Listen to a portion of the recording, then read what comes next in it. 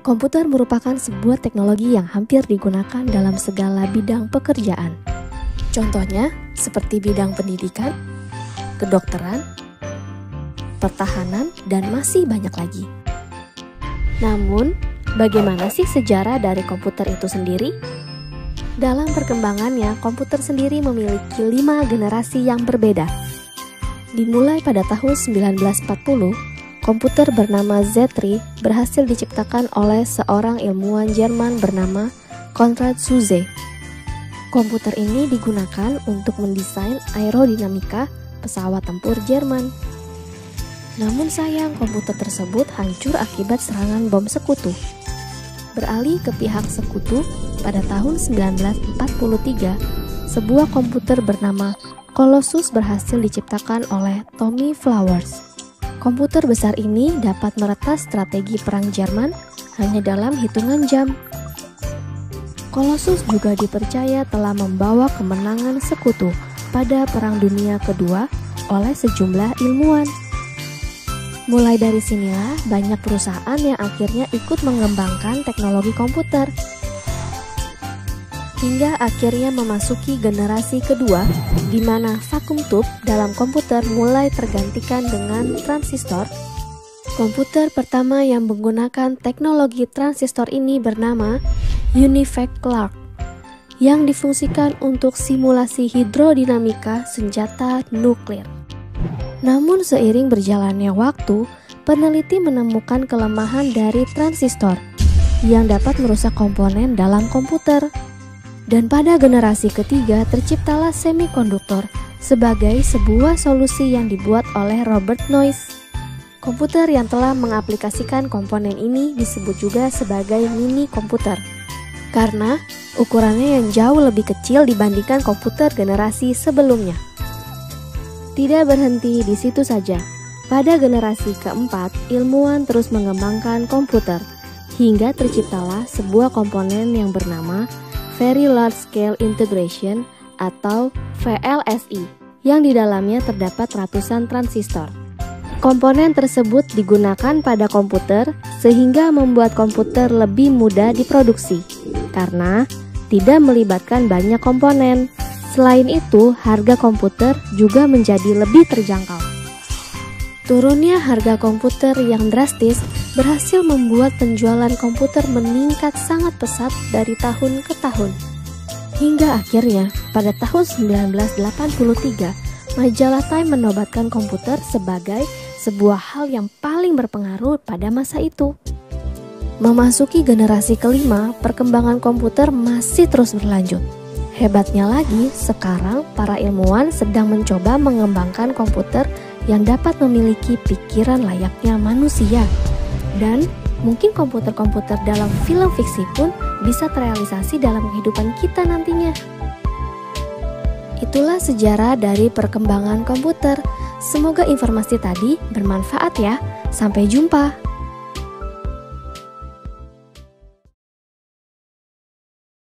Assalamualaikum warahmatullahi wabarakatuh. Kali ini kita akan belajar cara membuat animasi 2 dimensi bola memantul menggunakan Macromedia Flash. Kita buka Macromedianya, kemudian setelah itu akan muncul tampilan seperti ini ya.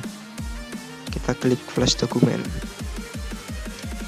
maka akan muncul lembar kerja seperti ini. Pertama-tama kita akan membuat bola. Saya menggunakan fill color oranye ya. Kita buat lingkaran di sini. Ya, seperti ini. Kemudian saya ingin memberi garis menggunakan line tool.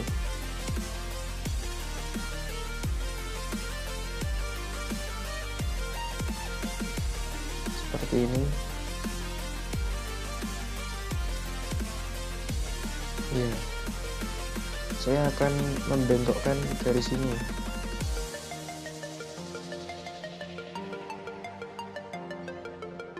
Saya buat garis lagi.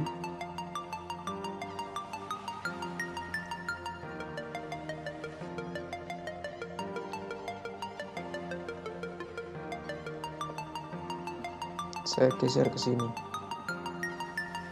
Nah, ini kan seperti ini. Garis yang lebih lingkaran silahkan diklik, kemudian tekan delete. Jadinya seperti ini. Kita blok agar lebih terlihat tebal ya. Kita klik ini, kemudian akan muncul tampilan seperti ini. Angka 1 di sini kita ganti 3, lalu enter. Maka akan jadi seperti ini.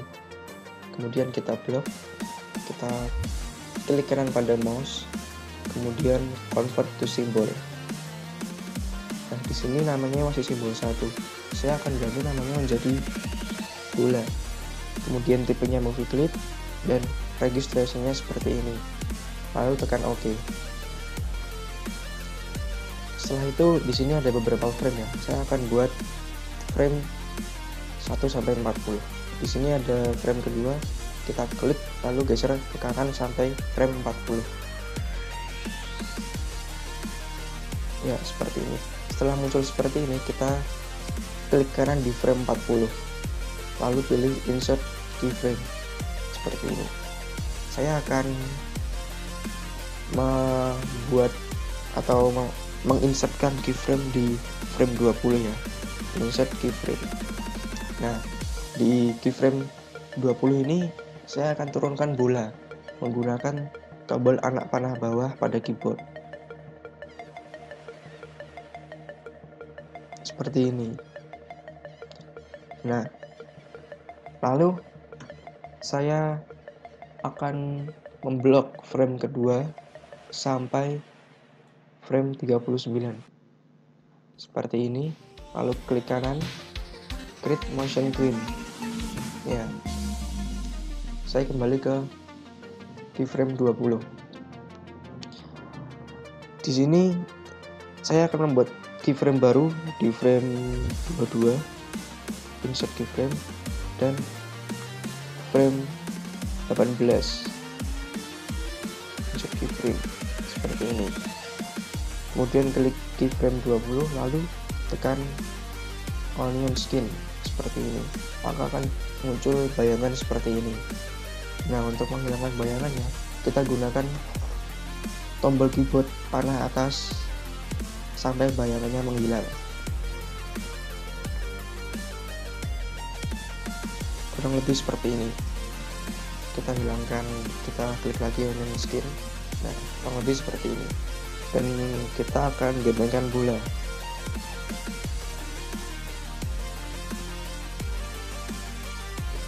Seperti ini. Lalu kita akan mainkan.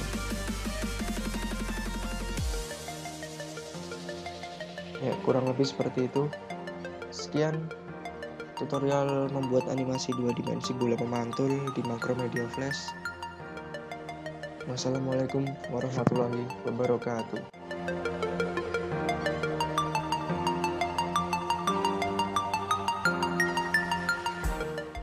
Hai, jika kamu suka dengan video animasi atau suka membuat animasi khususnya di Android, kamu harus subscribe channel ini. Karena aku akan mengupload video-video animasi dan video tutorial membuat animasi di HP Android.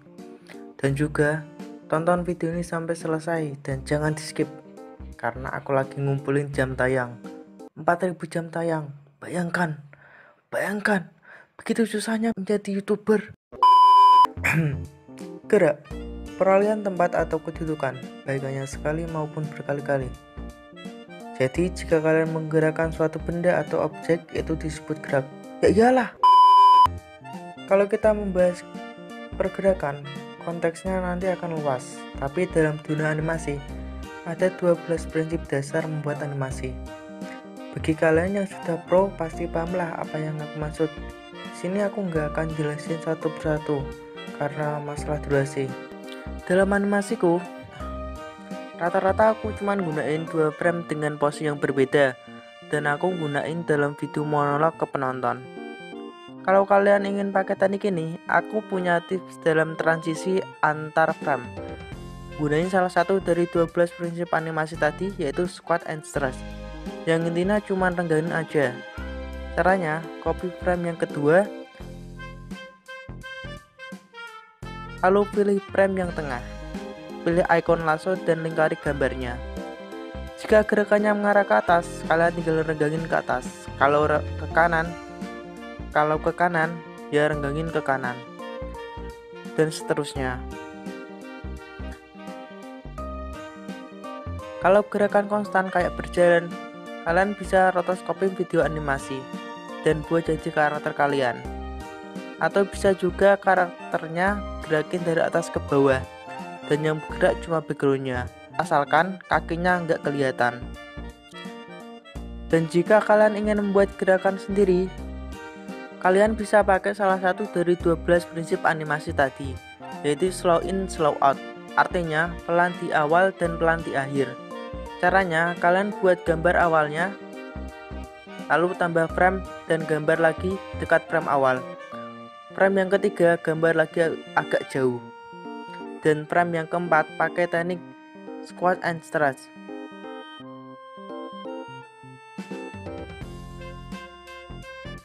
Tambah lagi dan gambarnya pakai teknik yang sama. Tambah lagi framenya dan gambar lagi agak jauh. Dan 2 frame yang terakhir sama kayak frame di awal.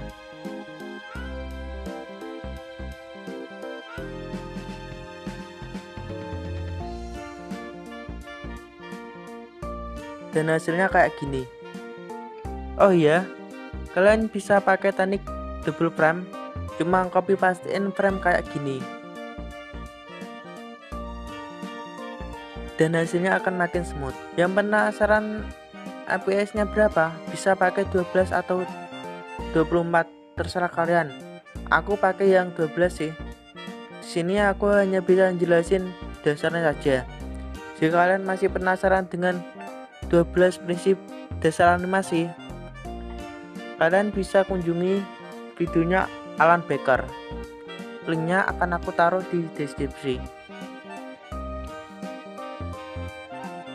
Karena di sini aku hanya bisa jelasin dasarnya saja. Loh kok videonya kayak gini bang? Udah nunggu lama-lama, kok cuma dasarnya? Ya, karena terus terang pergerakan itu banyak banget dan aku bingung kalau harus jelasin satu persatu. Kalau kalian membuat animasi dan bingung gerakin karakter kalian gimana, kalian bisa cari referensi di Google ataupun YT, tergantung pergerakan yang kalian inginkan. Yang terpenting adalah teruslah berlatih, karena nggak ada yang instan dalam membuat animasi. Oke lah, itu saja yang dapat aku sampaikan.